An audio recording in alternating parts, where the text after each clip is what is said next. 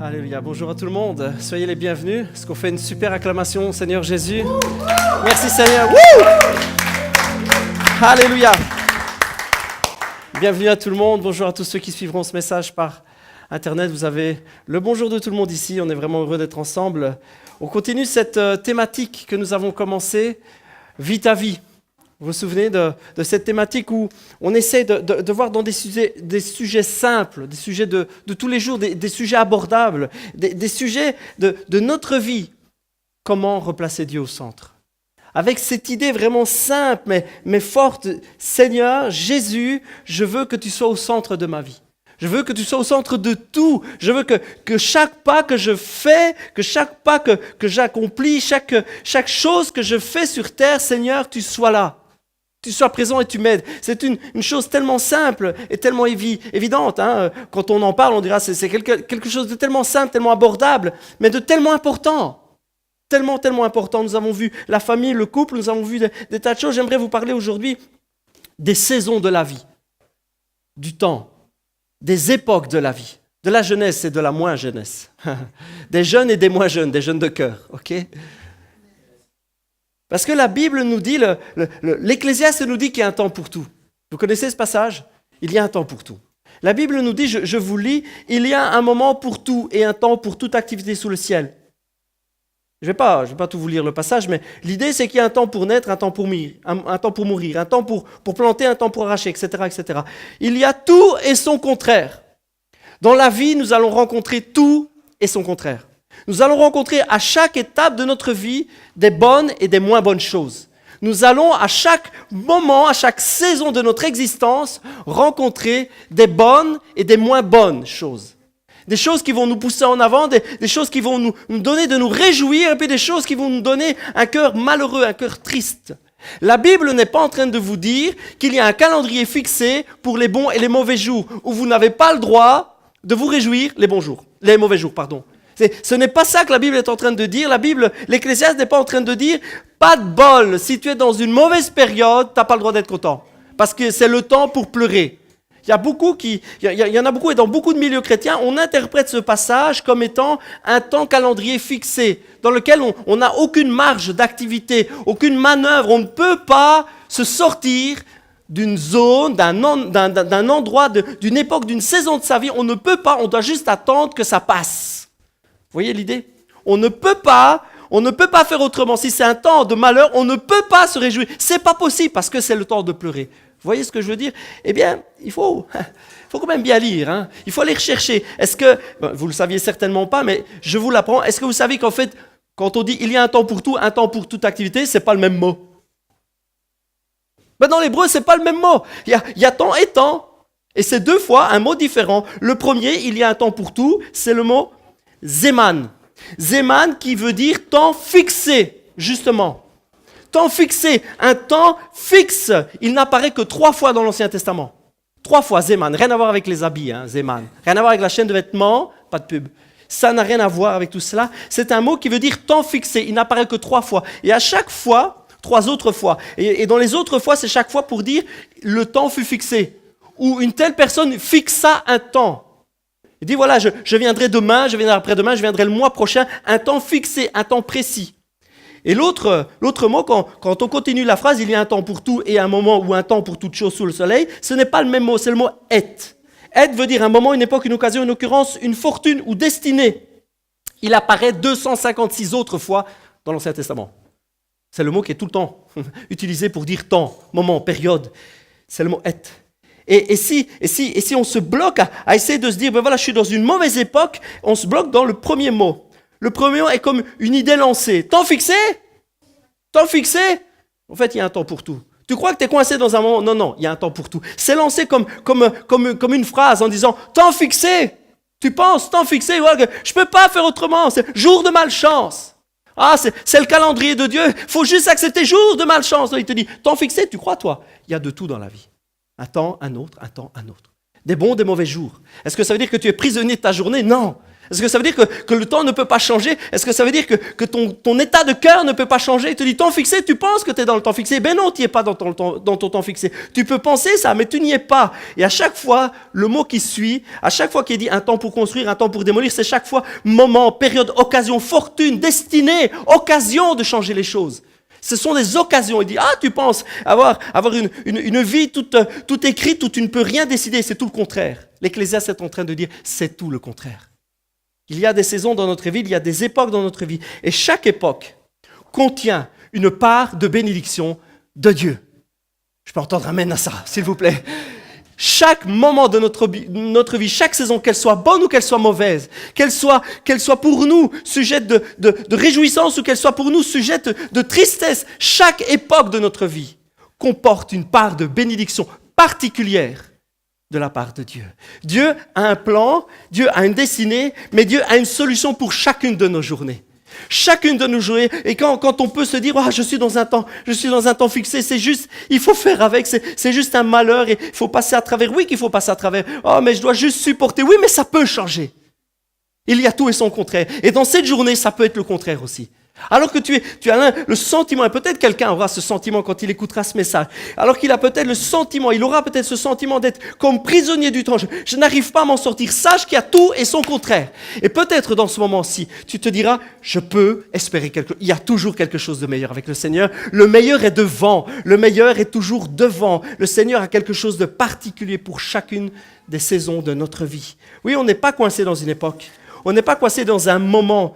Oui, le Seigneur, la Bible nous dit qu'à chaque moment de notre vie, chaque difficulté, chaque saison, chaque époque, Dieu prépare un moyen. Chaque épreuve, la Bible nous dit que les tentations, que les épreuves, que ce qui vient sur nous, c'est commun à tout le monde, c'est la part de tout le monde.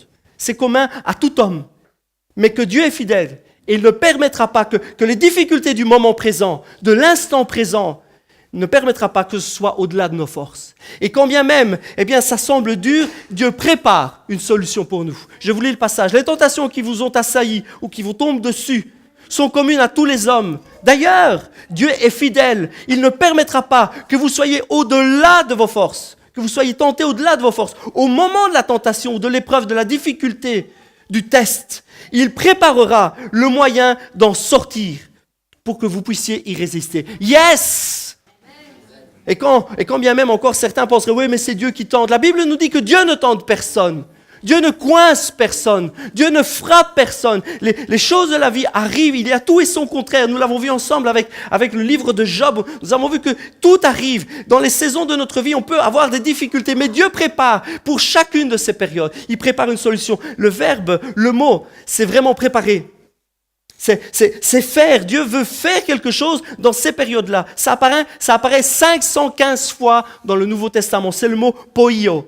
Poio apparaît 515 fois. Et chaque fois, ou la plupart du temps, c'est faire. Dieu fait quelque chose. Alors que nous sommes peut-être dans des moments de notre vie, alors que la vie est difficile, alors que certains se battent contre une maladie, contre des difficultés. J'ai le mot cancer qui me vient à l'esprit. Si quelqu'un se bat ou si des gens se battent et quelqu'un écoutera ce message, si c'est sur le cancer, Dieu prépare un moyen. Ce n'est pas que Dieu empêche, c'est que Dieu, au moment le pire de notre vie, il y a tout et son contraire. Tu es au fond du trou, il y a la bénédiction que Dieu prépare. Dieu la prépare, Dieu fait quelque chose. Dieu saisit ce moment de difficulté pour en sortir une gloire extraordinaire, pour en sortir une bénédiction pour toi. C'est une promesse. Oui, à chaque étape, à chaque difficulté, le cœur de notre Dieu saisit une occasion pour faire une bénédiction, pour faire quelque chose. Et que ce soit quand on est jeune, que ce soit quand on est moins jeune ou jeune de cœur, il y a toujours une bénédiction. C'est vrai, les époques de notre vie sont souvent difficiles. Chacune comporte un lot de difficultés, de problèmes. La jeunesse c'est compliqué. La jeunesse, l'adolescence, au secours, j'arrive pas à m'en sortir. La jeunesse, est-ce que c'est possible en tant que chrétien d'avoir une jeunesse épanouie? Yes, évidemment. Est-ce que c'est possible en tant que chrétien d'avoir une vie fun? Ouais. Moi j'ai une vie fun par la gloire de Dieu, par la grâce de Dieu, par la grâce qui m'est offerte. Et nous avons tous, Paul le dit bien, selon la part de grâce qui m'est réservée, selon la part de grâce que Dieu nous donne, la grâce que nous allons saisir, qui est sur notre vie, nous avons des choses extraordinaires prévues par Dieu.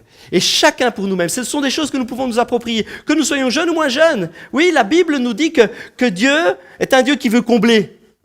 Il veut donner beaucoup, il veut donner en abondance. Et malheureusement, la vie chrétienne, dans la plupart du temps, dans la plupart des cas, ça rime avec interdiction. Surtout dans les églises, dans l'église carrée et pour les jeunes. Hein. Ils ont la vie dure, les pauvres jeunes.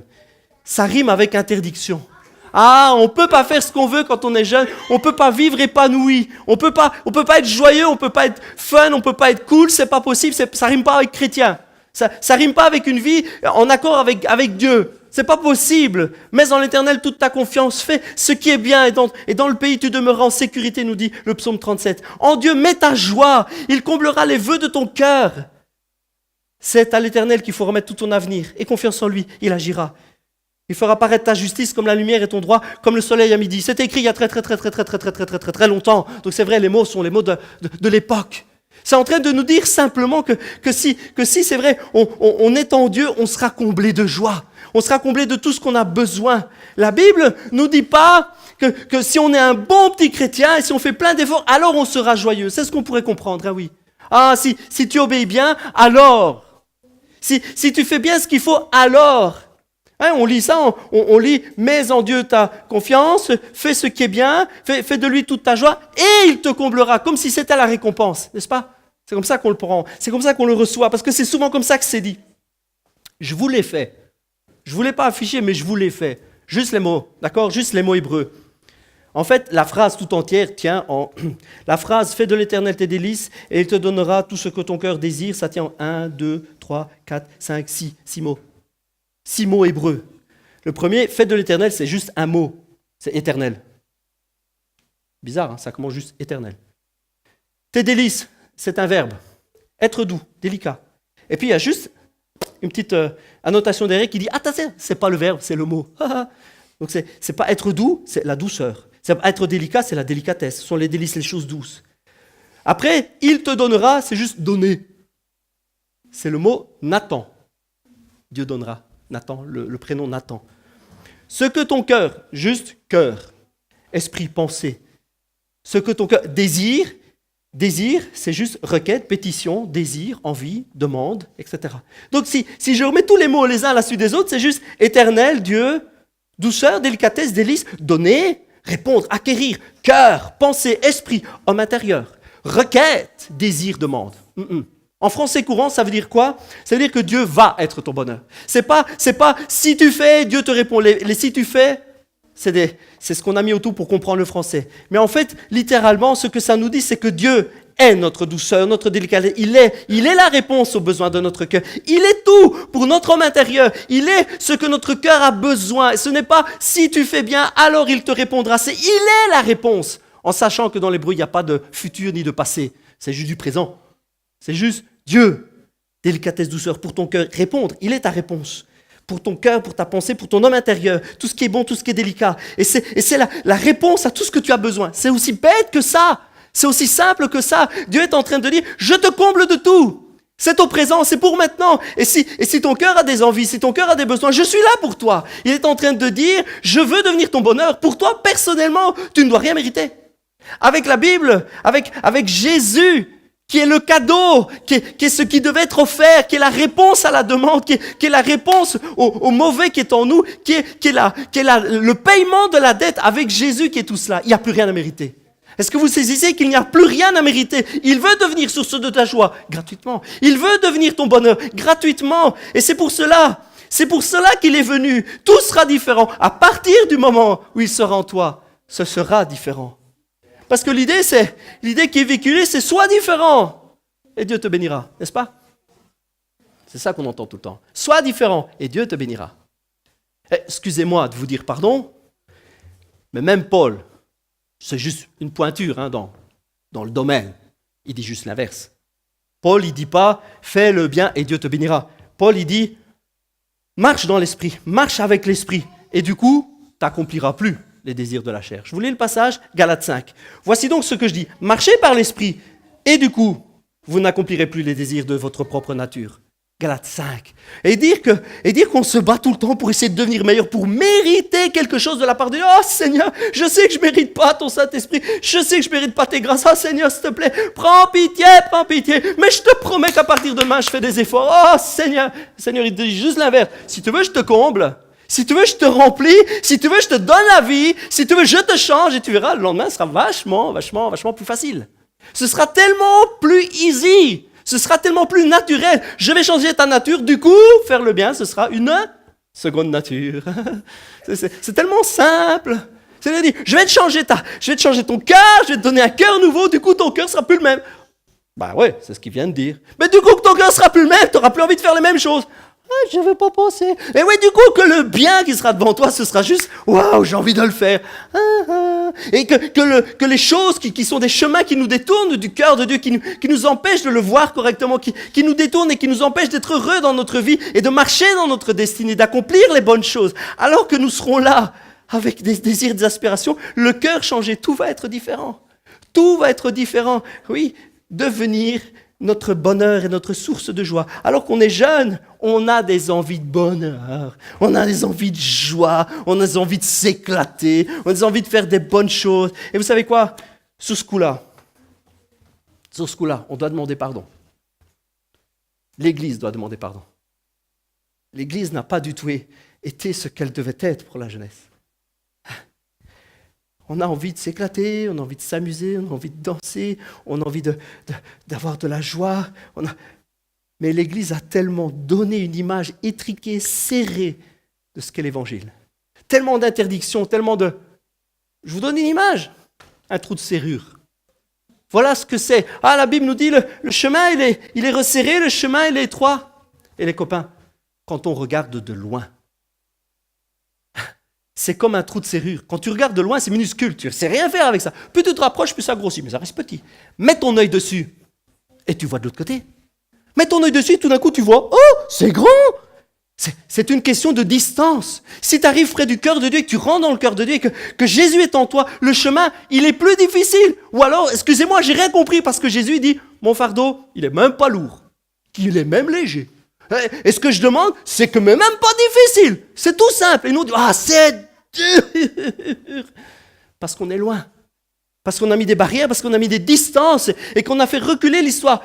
Si tu es tout près, si tu marches avec lui, s'il comble ton cœur, tout devient simple, tout devient facile.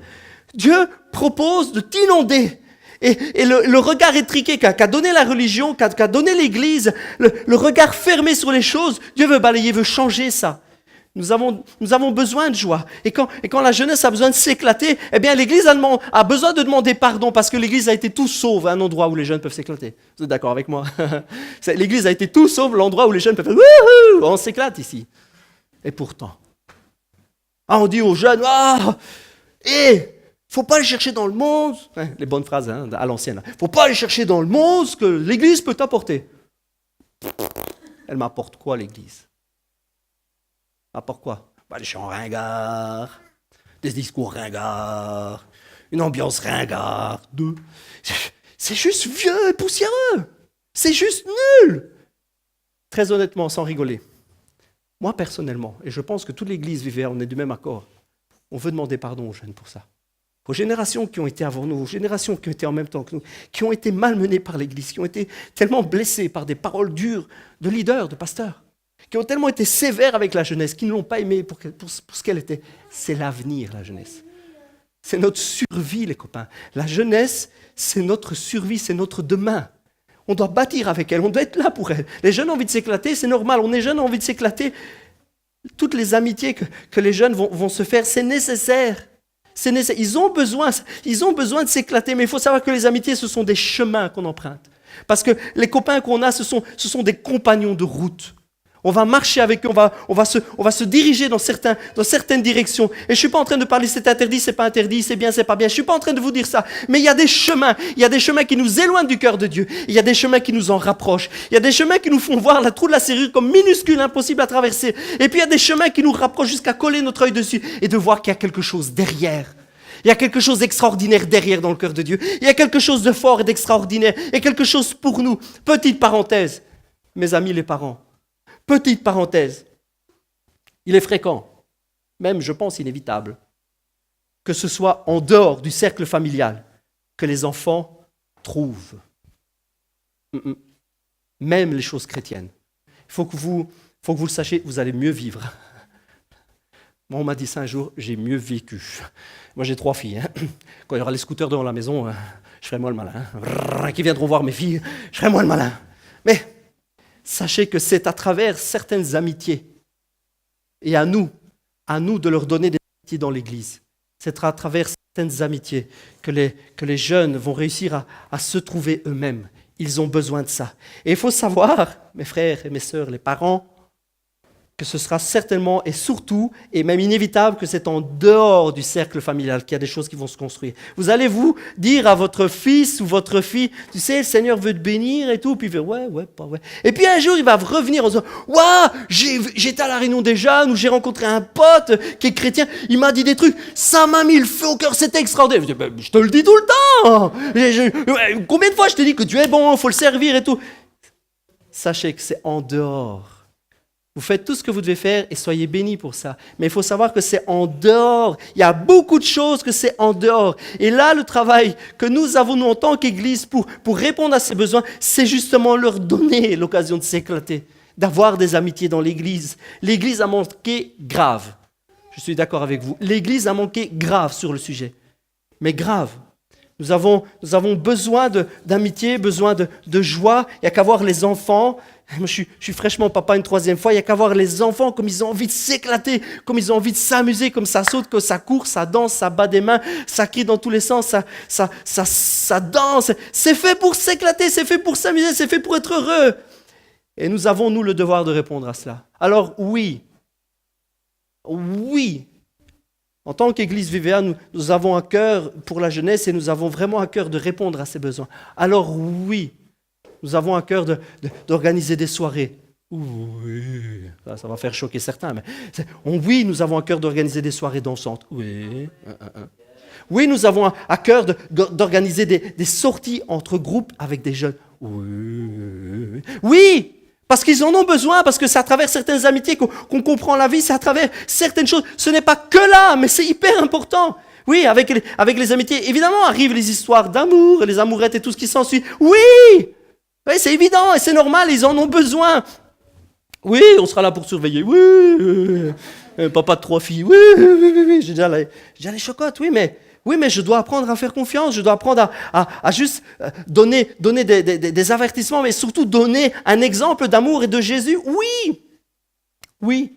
Avec la jeunesse viennent les envies, les rêves et les passions. Oui. Et nous allons être cette Église qui va répondre à ça. Oui.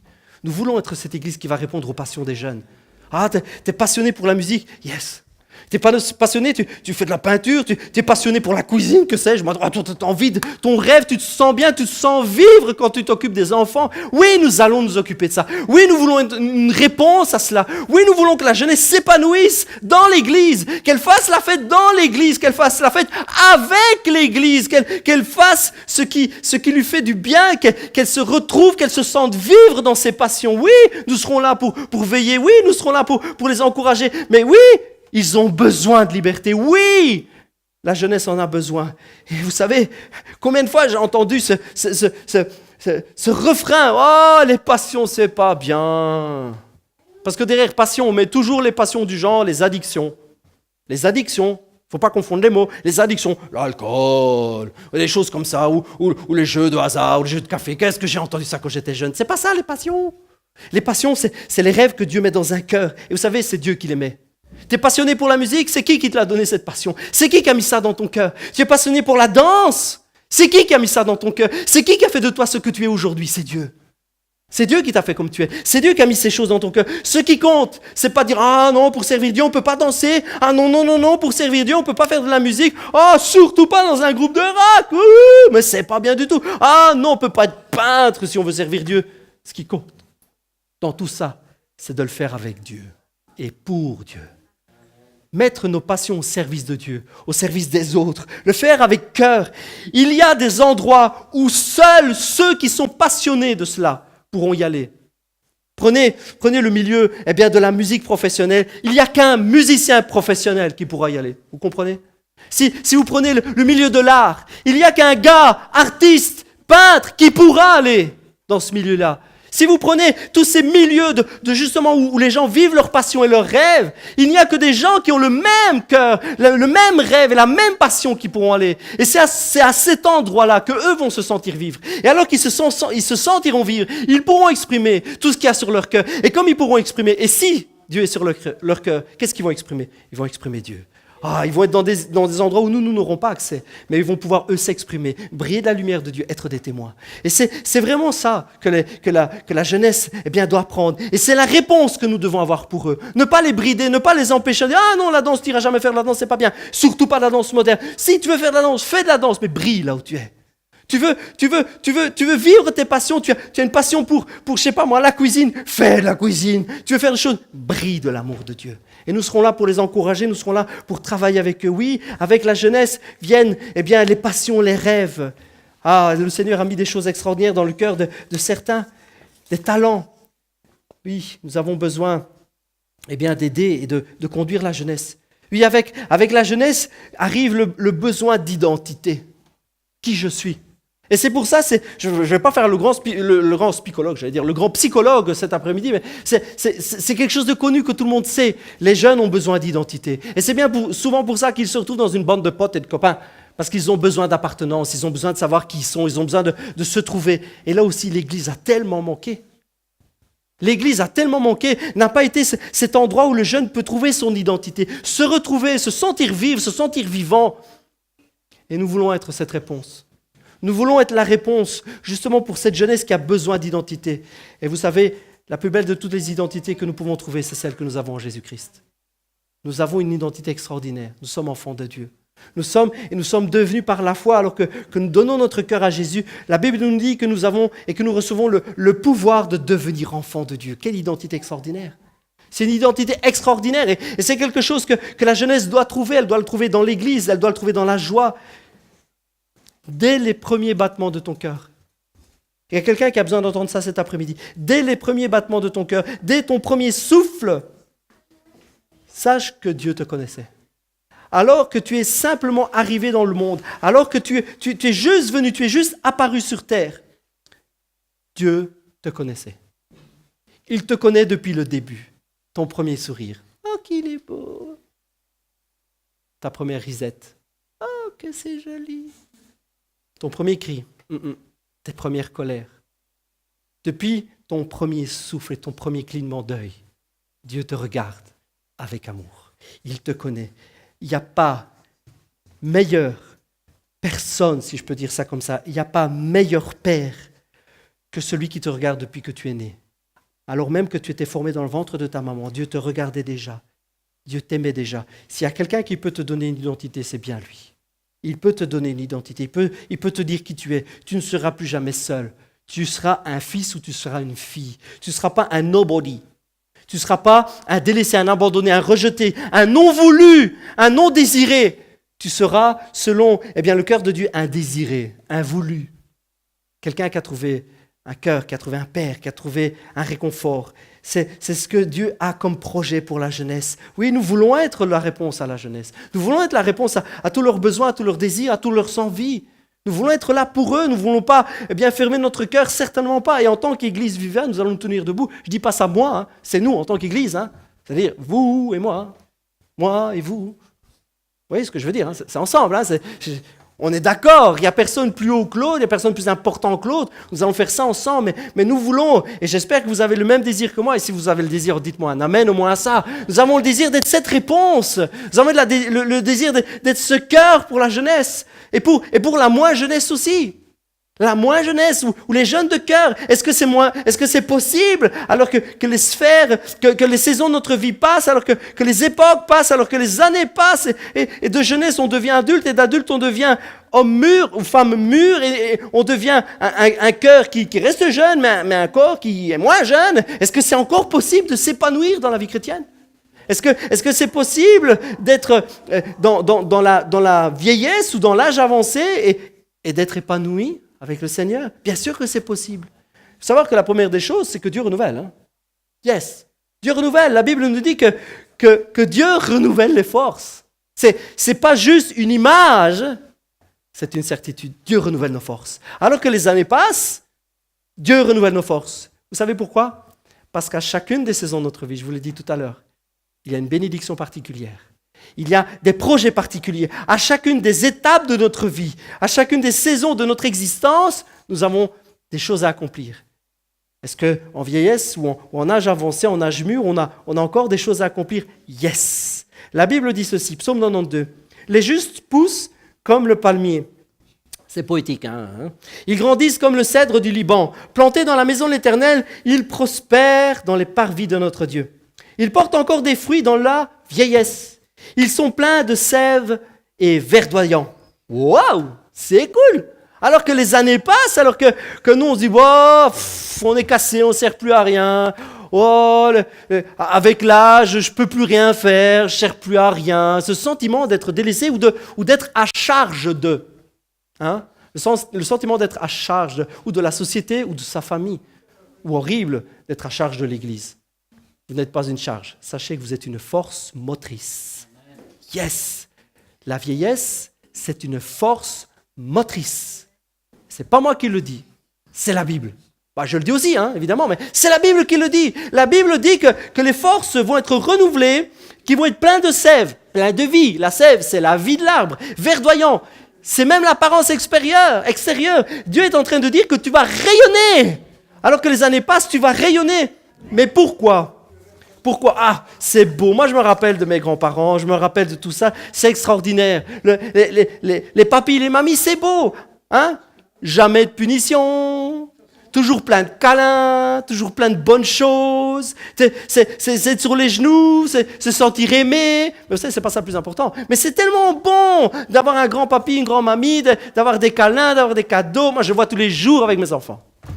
Je vois tous les jours avec mes enfants, qu'est-ce que c'est bon d'avoir des papis-mamies, et d'avoir des nonononas. Qu'est-ce que c'est bon, ils sont choyés, ils sont, embrassés, chouchoutés, couverts de bisous et de cadeaux. On ne peut pas leur dire non. Moi, je vois mes petites filles vont avec leur nono au magasin du coin, ils reviennent, ils ont tout dit quelque chose. Je ne sais pas comment ce qu'ils font. Ils vont, les poches vides, ils reviennent, ils ont un paquet de bonbons, toujours quelque chose. C'est extraordinaire. Mais ce n'est pas ça le plus important. Ça, c'est quelque chose qui donne tellement d'amour, tellement de joie. C'est extraordinaire. Mais ce n'est pas le plus important. Le plus important, dans l'âge qui avance, c'est la transmission. La transmission. Le passage que je vous ai lu, il dit ceci. Ils portent encore des fruits dans la vieillesse. Ils sont pleins de sève et verdoyants. Et je m'étais arrêté là exprès. En disant, oui, le plus important, c'est la joie. C'est extraordinaire, la joie. Mais la phrase qui suit est extraordinaire, elle aussi. C'est dans un but. Il y a un but extraordinaire à la vieillesse, à l'âge qui avance. Il y a des rêves que Dieu fait encore avec l'âge qui avance parce que les grands-parents, les aînés, les cœurs jeunes sont une force motrice. Dans quel but? Afin ou pour, suivant les versions, pour annoncer ce que l'Éternel est droit. Il est mon rocher, il n'y a aucune injustice en lui. La vieillesse annonce. La vieillesse transmet. Le papy et la mamie transmettent. Voilà la vie d'un psychologue. Ce n'est pas le mien. Un point de repère essentiel. La présence des grands-parents permet d'ancrer l'enfant dans ses racines. Ils sont porteurs du passé, de l'histoire de la famille. Ce sont eux qui possèdent les photos de famille, parfois même la maison familiale chargée de souvenirs. Ils sont garants d'une certaine stabilité et peuvent attester d'un enracinement dans une région, par exemple. Si on compare la famille à l'image d'un arbre, précise la psychologue, les grands-parents en sont la racine. Les parents, les branches, maîtresses, et les enfants, en sont l'extrémité. Et l'enfant, dès tout petit et tout au long de sa vie, pourra toujours s'appuyer et se développer sur ses racines. Waouh! Ça, c'est ce que dit un psychologue. Mais c'est tout à fait en accord avec la Bible. Les grands-parents ou les aînés, parce que en Jésus-Christ, dans l'Église, on est tous un peu les petits-enfants des anciens. Ils ont un rôle extraordinaire. Transmettre, partager, donner envie. Oui, la jeunesse redonne la vie à la vieillesse. C'est souvent le cas. La jeunesse, On voit ça avec les petits-enfants, dès que les grands-parents deviennent grands-parents, dès qu'ils... Oh, ça les rajeunit, hein, que ça rajeunit les petits-enfants. Ouh, ça rajeunit, ça redonne de nouvelles forces. Et la jeunesse redonne la vie à la vieillesse, mais la vieillesse donne la vie, l'espoir à la jeunesse. La jeunesse donne la vie, donne l'envie, mais les aînés transmettent quelque chose, une envie d'accomplir les choses. Quand un aîné vous raconte ce qu'il a fait, moi, quand j'étais jeune, oh, et d'ailleurs les petits ils écoutent. Et papy m'a raconté que quand il était jeune, il faisait ça. Ça donne envie. Il y a là une transmission, un héritage, le souvenir de la foi, l'espoir. Quand papy ou quand mamie raconte comment Dieu est bon, le petit là, il dit waouh, eh bien tu sais, moi quand j'étais jeune, Dieu m'a guéri, Dieu a fait ceci, il m'a aidé tout au long de ma vie. Ça donne des racines solides. Ça donne envie, ça transmet quelque chose, ça donne l'espoir, ça donne envie de relever des défis, ça donne envie de faire et d'accomplir les choses qu'eux-mêmes ils ont fait. Bien sûr que la vieillesse est une force motrice. Bien sûr que l'âge qui avance, les cheveux blancs sont une force motrice. Ça donne envie d'aller jusqu'au bout. Ça donne envie de se battre et d'aller jusqu'au bout. Mais il y a aussi un défi pour la vieillesse. Pour l'âge mûr, le cœur jeune, c'est accepter la différence. Accepter que les choses n'iront pas tout à fait comme elles allaient à notre époque. Ça, c'est quelque chose, et c'est vraiment quelque chose que Dieu dépose et veut déposer sur le cœur, je pense. Nos projets, ou les projets que nous avions quand nous étions jeunes, ces projets, Dieu va les continuer, il va les accomplir. Mais vous savez, ce ne sera pas toujours comme on le pensait. Ce ne sera pas toujours de la manière qu'on le pensait. Et accepter la différence de la génération qui suit, c'est aussi accepter son futur et le futur de l'Église. On a un exemple extraordinaire. C'est l'exemple de David et de son fils. Je vais inviter le groupe de louanges à s'approcher. On va terminer avec un chant. Je vais terminer rapidement. La Bible nous parle que David, c'est cet homme, à un moment de sa vie, les années commencent à passer, et tout d'un coup, il a un projet sur le cœur, un truc de malade, un projet. Il veut construire un temple. Il veut construire une maison pour Dieu. Il a ce désir-là, c'est dans son cœur. Il dira au prophète, moi j'habite dans un palais avec des super bois, des sculptures, des bazars en cèdre, c'est génial. Et le coffre de l'Alliance, c'était vraiment ce qui symbolisait la présence de Dieu pour le peuple hébreu à l'époque. C'était un coffre recouvert d'or où on avait mis des symboles de ce que Dieu avait fait pour le peuple à l'époque. Et c'était très symbolique, ça représentait vraiment la présence de Dieu au milieu de son peuple. Et à l'époque, pour vous dire, quand on allait quelque part, quand le peuple hébreu allait quelque part, il prenait ce coffre, il y avait des grandes barres et des hommes sélectionnés la portaient, c'était assez lourd, vous imaginez du bois massif recouvert d'or avec un gros couvercle, c'était bien pesant. Et puis ils portaient le truc et ça symbolisait Dieu est avec nous. Alors qu'on marche, qu'on l'a là, on porte Dieu avec nous. Ils n'ont jamais fait que porter quelque chose qui symbolisait la présence de Dieu. Nous portons Dieu dans notre cœur. Yes, par son Saint-Esprit.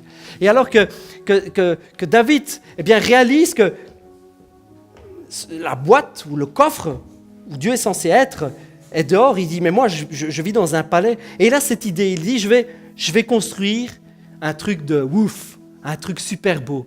Je vais construire un palais, je vais construire un temple pour Dieu. Et voyez-vous, dans l'immédiat, ça paraît tellement une bonne idée, c'est un projet extraordinaire, c'est presque l'accomplissement d'une vie. C'est waouh, David, ça c'est un super méga beau projet. Il veut faire quelque chose. Et vous savez ce que Dieu lui répond? C'est pas toi qui vas le faire, c'est ton fils. C'est un super beau projet, David, ça c'est un projet en béton, mais c'est la génération qui suit. Et alors, il y en a beaucoup, je sais, il y en a beaucoup qui pensent, Dieu dit, ouais, t'as versé beaucoup de sang. Comme si c'était un reproche de Dieu à David. Il y a ce passage qui dit, oui, parce que tu as versé beaucoup de sang. Et on pense que c'est un reproche. Dieu est simplement en train de dire à David, tu as eu ton job. La génération qui suit aura le sien. Tu as eu ton job. Tu étais guerrier, David. C'était important, il fallait le faire. Est-ce que vous pensez qu'en fait, David a une vie complètement à l'encontre de ce que Dieu voulait pour lui? Certainement pas. Mais David était un homme de guerre. Est-ce que c'est une punition du coup qu'il ne peut pas construire? Non, Dieu est en train de lui dire, Chacun ses projets, chacun son job. David, c'est un projet en béton ce que tu as. Mais sache que la génération qui suit va l'accomplir. Vous savez, c'est extraordinaire l'Église. C'est quelque chose qui est en route et qui se transmet de génération en génération. Et les projets que Dieu met sur le cœur d'un jeune et qui grandit, parfois on a dit « ça ne s'accomplira pas, j'ai l'impression que ce n'était pas de Dieu ». Et puis en fait, la génération qui suit bâtit quelque chose. Et puis ça se transmet. Et la Bible est en train de... Et Dieu est en train de dire, et la Bible nous raconte, que David, vous savez ce qu'il va faire? Il va se réjouir et dire « Quoi? Mon fils, la génération qui suit, va bâtir des trucs. » C'est un des plus gros défis que nous avons. Travailler ensemble, en acceptant nos différences et en sachant que c'est une transmission. Les jeunes ont des rêves et nous devons être là pour accompagner leurs rêves. Ils ont des besoins d'amitié, de fête, et de sauter, de danser. Nous voulons être cette réponse. Mais nous voulons aussi bâtir avec les rêves des anciens, en apprenant à les écouter, en apprenant à savoir, en apprenant à recevoir l'envie, l'espoir qui était sur leur cœur. Et alors que nous sommes là et nous voulons bâtir ensemble, eh bien les jeunes doivent apprendre à bâtir avec ces idées-là. Et puis ceux qui transmettent les idées doivent apprendre à ce que ce soit un peu différent. Yes. À ce que ce soit différent de ce qu'ils ont vécu quand eux, ils étaient jeunes. Fais confiance à l'Éternel. L'idée, voyez-vous, l'idée avec les saisons de notre vie, l'idée c'est que du début à la fin de notre vie, dans une saison, dans une autre, il y a toujours moyen de trouver une bénédiction. Il y a tout et son contraire dans la vie. Vous vivrez des jours avec et puis des jours avec pas, des jours sans. Mais dans chacune de nos journées, la Bible nous dit que nous pouvons trouver une part de grâce. Temps fixé, tu penses? Ah, t'es foutu, tu es dans une période de ta vie où tu ne peux pas t'en sortir, temps fixé? Moi, je te dis que dans chaque moment, dans chaque seconde, dans chaque instant, dans chaque clignement d'œil, il y a une part de grâce de notre Dieu. Je voudrais faire un appel et on va prier ensemble simplement. Seigneur, dans la saison de notre vie actuelle, Jésus, dans le moment que je vis maintenant, dans ce moment précis, Seigneur, je veux apprendre à te faire confiance. Je veux déclarer que tu as une solution précise et parfaitement adaptée, adéquate pour moi. Je veux apprendre à te faire confiance. Même, Seigneur, si je ne vois pas la solution, même si, Jésus, je ne vois pas d'aboutissement, même si mon existence n'a plus de sens, même si mes jours me semblent fades et comme vides de sens, même si j'ai l'impression d'être coincé dans une période sombre, sans aucune solution, Seigneur, je veux encore me tenir devant toi dans ta présence, Jésus. Je veux apprendre à te faire confiance. Seigneur, je veux déclarer avec foi, et dites-le avec moi dans votre cœur, si c'est votre cas. Je veux déclarer avec foi, tu as encore des projets pour moi. Tu as des projets pour ma vie. Tu as des projets pour mes jours. Apprends-moi à te faire confiance. Seigneur, apprends-moi. Alléluia. Merci Seigneur Jésus. Alléluia Jésus. Merci Seigneur Jésus. Si vous avez des moments vraiment difficiles dans lesquels vous passez, déposez-les au pied du Seigneur. Déposez-les maintenant vraiment au pied de la croix. Seigneur, je veux apprendre à te faire confiance. Je sais que dans chaque moment difficile, il y a une part de grâce qui m'est réservée. Alléluia. Merci Seigneur Jésus. Oui, la Bible nous enseigne à relâcher. Vraiment l'idée de faire confiance à Dieu. Relâcher. Alléluia. Merci Seigneur Jésus. Merci Seigneur Jésus. Dans ces moments où nous sommes en prière, nous sommes vraiment en communion avec le Seigneur. Si quelqu'un a mal quelque part, si quelqu'un maintenant a une souffrance, qu'il mette la main où il a mal. Nous allons saisir ensemble une occasion de délivrance.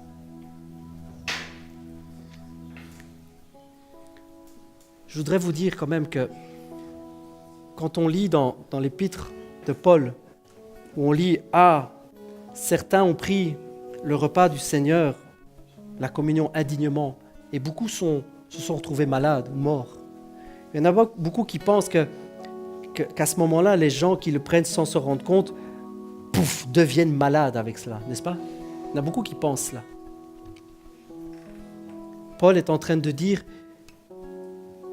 que si tu pouvais saisir et si tu pouvais discerner à ce moment-là ce qu'est vraiment le sacrifice du Seigneur Jésus, tu ne serais pas malade, tu serais délivré. Si tu pouvais saisir maintenant, comme à ce moment-là de la communion, si tu pouvais saisir et si tu saisis maintenant quelle part et quelle portion de grâce et de délivrance tu as, si tu le saisis, tu es guéri. Et maintenant, je déclare avec l'autorité de l'Esprit de Dieu, je déclare la délivrance sur ceux qui ont mal. Certains qui ont mal peut-être à des articulations, qui ont mal à une jambe ou à un bras, qui ont mal, la délivrance maintenant dans le nom de Jésus. Je parle à toute douleur, je parle aux douleurs articulaires, je parle aux douleurs aux jambes ou aux bras, je parle à ces douleurs-là. Je vous ordonne de partir maintenant dans le nom de Jésus. Je parle maintenant aux douleurs de cœur, aux peines et aux souffrances, je vous ordonne de partir dans le nom de Jésus. Je proclame avec l'autorité du Seigneur Jésus, je proclame dans le nom de Jésus la délivrance maintenant. Et je dis à la souffrance, va-t'en, dégage. Ce n'est pas ton territoire, c'est le territoire du Seigneur Jésus.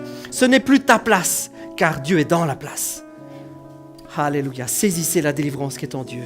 Saisissez la délivrance qui est à la croix. C'est accompli. Alléluia. Alléluia. Alléluia.